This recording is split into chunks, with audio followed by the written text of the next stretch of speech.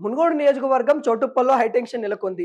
కాంగ్రెస్ సంబంధించిన కౌన్సిలర్లు విజయం సాధించిన తర్వాత వాళ్ళందరిని కూడా క్యాంప్‌లోకి తీసుకొని కాంగ్రెస్ సంబంధించిన ఎమ్మెల్యే రాజగోపాల్ రెడ్డి తీసుకెళ్లడం జరిగింది. అక్కడ సంబంధించిన మున్సిపల్ చైర్మన్ పదవి కోసం కాంగ్రెస్ పార్టీ అయితే ప్రయత్నాలైతే చేస్తా ఉంది.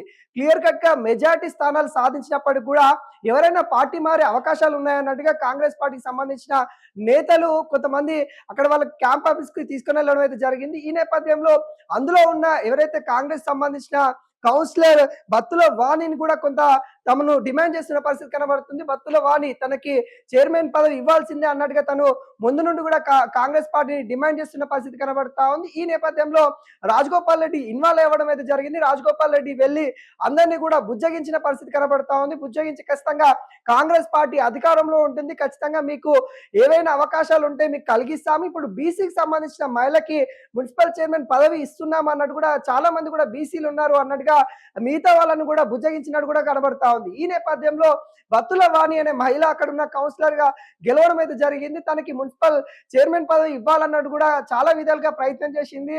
రాజగోపాల్ రెడ్డి బతిమిలాడి తనకు సంబంధించిన కారులోనే స్వయంగా తన కారులోనే అక్కడ ఏవైతే మున్సిపల్ ఎలక్షన్ జరిగే కేంద్రం దగ్గరికి స్వయాన రాజగోపాల్ రెడ్డి బత్తుల వాణిని తీసుకుని వెళ్తున్న పరిస్థితిలో బత్తుల వాణి ఆ కారులో నుండి దిగి రోడ్డు మీద పరుగులు పెట్టే పరిస్థితి కనబడతా ఉంది. బత్తుల వాణికి సంబంధించిన అనుచరులు ఇటు రాజగోపాల్ రెడ్డికి సంబంధించిన అనుచరులు అక్కడ వాగ్దానానికి దిగినట్టు కూడా కనబడతా ఉంది. ఇప్పటికే అక్కడున్న 20 స్థానాలకి కాంగ్రెస్ పార్టీ 13 స్థానాలు, బీఆర్ఎస్ పార్టీ 3 స్థానాలు, బీజేపీ 3 స్థానాలు, మరి సిపిఐ పార్టీ 1 స్థానం గెలవడం అయితే జరిగింది. దాదాపుగా అక్కడ విజయకేతనం కాంగ్రెస్ పార్టీ ఎగిరేసినప్పటికీ కూడా మున్సిపల్ చైర్మన్ పదవి కోసం కాంగ్రెస్ నేతలు కొంత ఆందోళన చెందుతున్న పరిస్థితి కనబడుతుంది. నాకంటే నాకు అన్నట్టుగా వాళ్ళకి కొంత పోటీతత్వం కనబడతా ఉంది. ఈ నేపథ్యంలో బత్తుల వాణి వర్సెస్ పావని, కాంగ్రెస్ పార్టీకి సంబంధించిన కౌన్సిలర్ పావని అని కూడా చెప్పుకోవచ్చు. వీళ్ళిద్దరి మధ్యలో కొంత పోటాపోటీ నడుస్తున్న పరిస్థితి కనబడతా ఉంది. అయితే పావని బీసీ సంబంధించిన మహిళ అక్కడ జనరల్ వచ్చినప్పుడు కూడా జనరల్ మహిళా కోట వచ్చినప్పుడు కూడా